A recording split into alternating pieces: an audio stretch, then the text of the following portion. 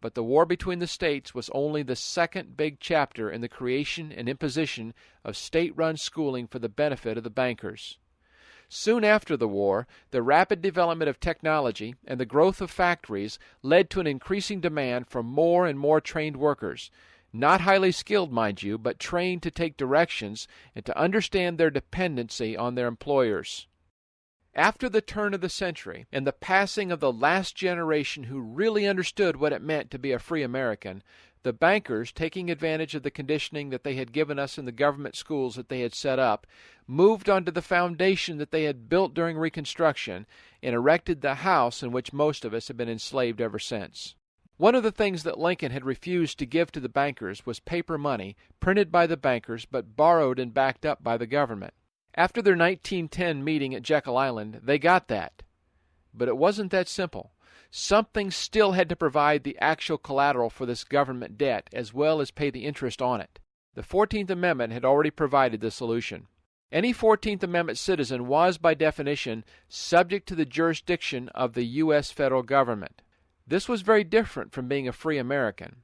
Government the servant and people the master had switched places. But how does a sovereign become a servant subject to the jurisdiction of a master? Simply by applying to become one. And there are quite a few forms that application can take, such as birth certificates, driver's licenses, social security numbers, voter registration cards, and marriage licenses. But the 16th Amendment furnished the real mechanism of control. The so-called Income Tax Amendment provided two things: a means to pay the interest on the banker government-created debt, and financial bait to draw otherwise sovereign citizens into a contractual relationship with the government. The fact that the amendment was never legally ratified does not matter if we have bound ourselves by a contract to pay the tax and to be citizens subject to the jurisdiction of the federal government who says that we owe it.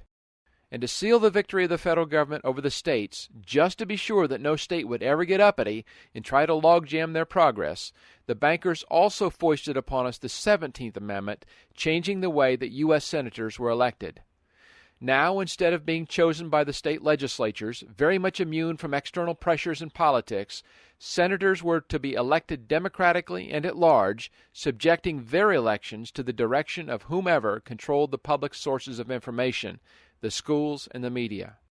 Remember now what Woodrow Wilson told us about the intentions of those who took over the schools for their own benefit. We want one class to have a liberal education. We want another class, a very much larger class of necessity, to forgo the privilege of a liberal education and fit themselves to perform specific, difficult manual tasks. The intentions of the liberally educated class were to make widget makers out of the rest of us. And this is about the time that the term human resources was coined. Since workers are trained and leaders are educated, it was necessary for the elites to water down the academic quality of the education that the general public received. And they started telling us that academics didn't really matter. What was more important was socialization, each one learning to be a part of the group and to look out for common interests. And America soon traded being a nation of independent businessmen, craftsmen, and family farmers for being a nation of employees, dependent upon bosses for paychecks, banks for mortgages, and government for a safety net. In 1921, the bankers and industrialists, with a little help from their friends in the White House, including Wilson's alter ego Edward Mandell House and his protege Allen Dulles, created the Council on Foreign Relations. Its membership was a who's who of government, banking, media, industry, and higher education.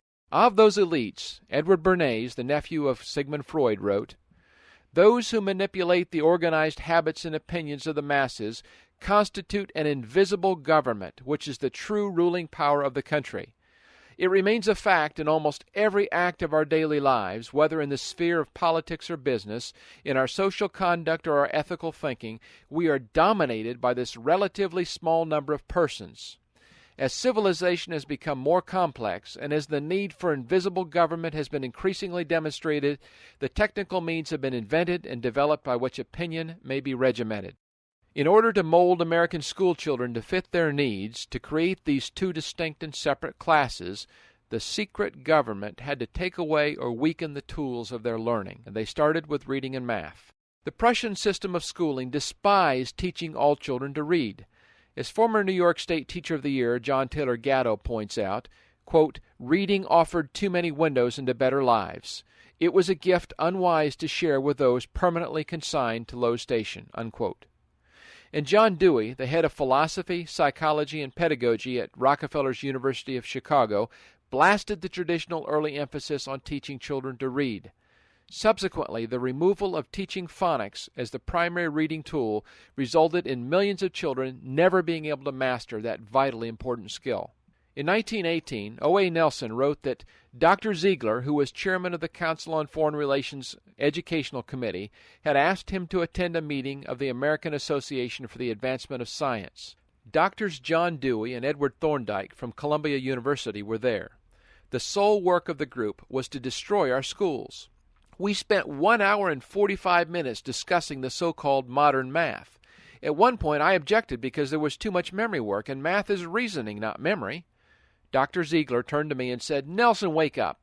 That's what we want, a math that pupils cannot apply to life situations when they get out of school. So if pupils come out of school now not knowing any math, don't blame them. The results are supposed to be worthless.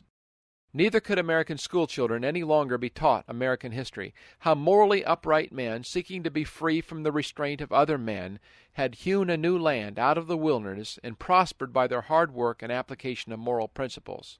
There was a larger community at stake now, a world community, controlled by the internationalist elites that must be the new focus.